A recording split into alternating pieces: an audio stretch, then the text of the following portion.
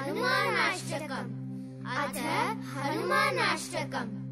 अतुलितबलधामं नमामि, स्वर्णशैलाभदेहं नमामि, धनुजवनकृशानु नमामि, ज्ञानिनामग्रगण्यं नमामि, सकलगुणनिधानं नमामि, वानराणामधीशं नमामि, रघुपतिं प्रियं भक्तं नमामि, वाचजातं नमामि।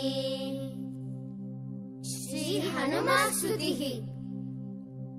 अंजनानन्दनं वीरं जानकी शोकनाशनं, कपीशमक्षहन्तारं वन्दे लङ्काभयङ्करम्। मनोजवं मारुततुल्यवेगं, जितेन्द्रियं बुद्धिमतां वरिष्ठम्, वातात्मजं वानरयूथमुख्यं, श्रीरामदूतं शिरसा नमामि।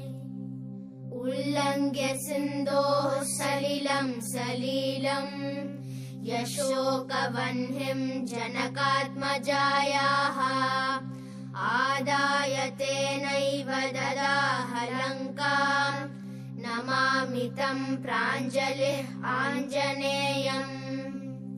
आञ्जनेयम् अतिपाटलाननं, काञ्चनाद्रिकमनीयविग्रहम्, पारिजाततरुमूलवासिनं, भावयामि पवमाननन्दनम्। यत्र यत्र रघुनाथकीर्तनं, तत्र तत्र कृतमस्तकाञ्जलिं, बाष्पवारि परिपूर्णलोचनं, मारुतिं नमत राक्षसान्तकम्।